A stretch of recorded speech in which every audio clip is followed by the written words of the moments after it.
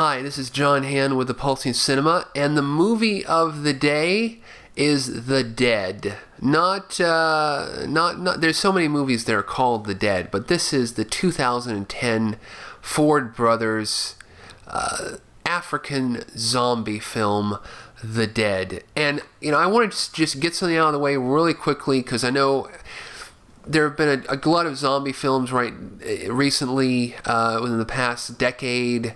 It's a glut. It's horrible. I hate it. Everybody and their brothers is making a zombie, which I hate. And it's really, they're not making a zombie film. They're making a zombie film in the tradition of George A. Romero. Okay, the zombie film is a kind of a horror subgenre that was really invented, pioneered by the work of George A. Romero and his collaborators on Dawn of the Dead, Night of the Living Dead, and Day of the Dead. I mean, those three films, the Holy Trinity, Trinity. Did I say trilogy? It is the Holy Trilogy and the Holy Trinity. Everything that really, almost everything from zombie films, Fourth Went Hence, comes from those three damn movies. Yet nobody really quite wants to acknowledge them to the extent which they probably should. Now, The Dead is an African zombie. It's a zombie film. It's about a zombie epidemic, but it was shot in Africa. It takes place in Africa, in the African deserts. And it is an epic film. It is unlike any zombie film you've ever seen. It in some ways, it's in the tradition of George A. Romero, but it in other ways breaks from that tradition. And it's such a visually striking film that there is a certain amount of originality to it. It's not a perfect film. It's not this picture perfect masterpiece, but in some ways a masterpiece is, in my opinion, defined by its imperfections. That's something Tarkovsky used to say.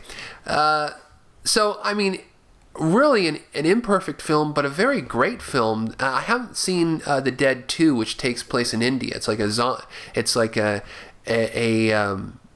version of this zombie film set in India. But The Dead is just a great film. It's just basically it's this one guy, it's this one soldier who is on a plane. The plane is infested with zombies. It crashes.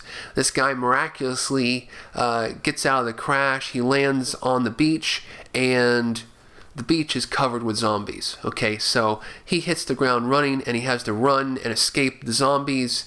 And it's just basically he's on the run throughout the entire film. He's able to commandeer a truck, a half beaten down truck. He meets up with a local African soldier, and they just take off on a road trip across Africa in order to try to get back and reach civilization. So that's pretty much it. And and then they try to again escape the zombies.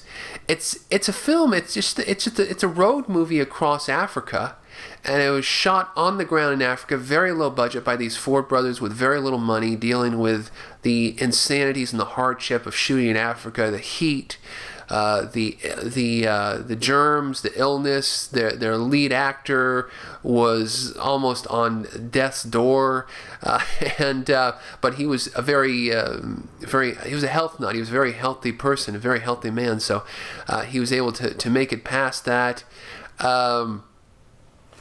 The zombies are all played by the locals and some people who are missing arms and legs and things, and they're made up. I mean, not a huge amount of makeup, but I mean just using basically the local talent and probably hiring people for $1 a day. So you just have like hordes and hordes and hordes of zombies right now, and I mean that's always I think the dream is to go into like a third world country and exploit the low wages of that third world country and just get a horde of zombies. And I don't know how I feel about that. I mean, obviously they're paying them a fair wage for that country, so again, if you feel that that's morally not right, whatever. But I mean, in any case, they're being paid a fair wage for their country in any case. So But that was, I think, probably always, as a student filmmakers, like, okay, you go to Africa, you go to India, and you get cheap labor, cheap talent, you'll be able to get the run of the place, you know.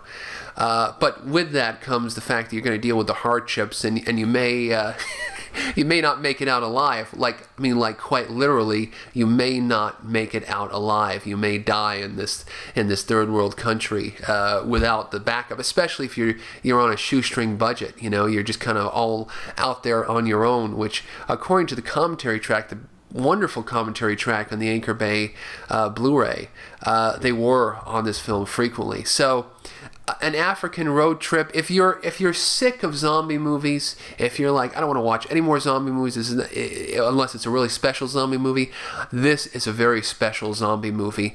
It has moments which I think the directors purposely wanted to echo Lawrence of Arabia, and I think they succeeded.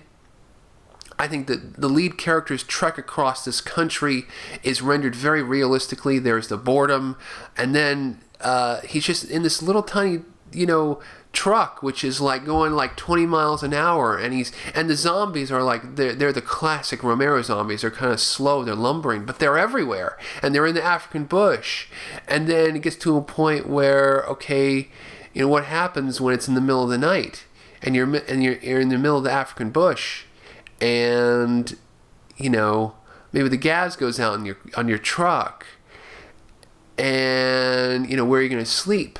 You're going to sleep in a tree. You're trying to, you know, you're going to do anything you can to evade the zombies who are lurking out there in the darkness, you know.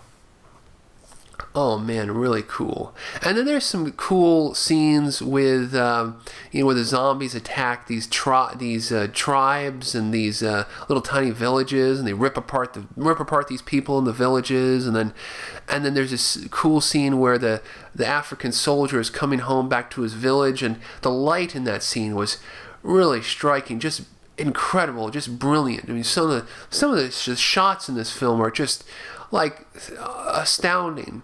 Some of them are not perfect, and it's obvious that they just were able to get it just enough material to finish the film.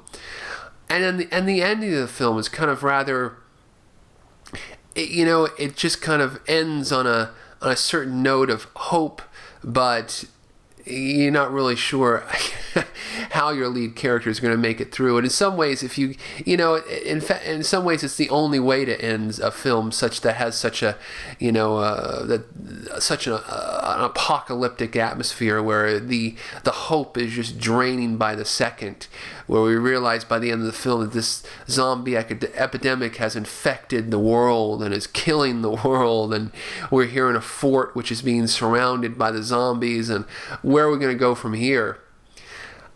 So, you know, again, what in some ways, you know, you either do kind of a false hopeful ending, or you go the classic Night of the Living Dead, the hopeless ending. So I think the original Dawn of the Dead probably struck that just the right balance and tone there with that ending, where it's kind of hopeful, yet you're not really sure exactly how far, you know, Fly Girl and Peter are going to make it.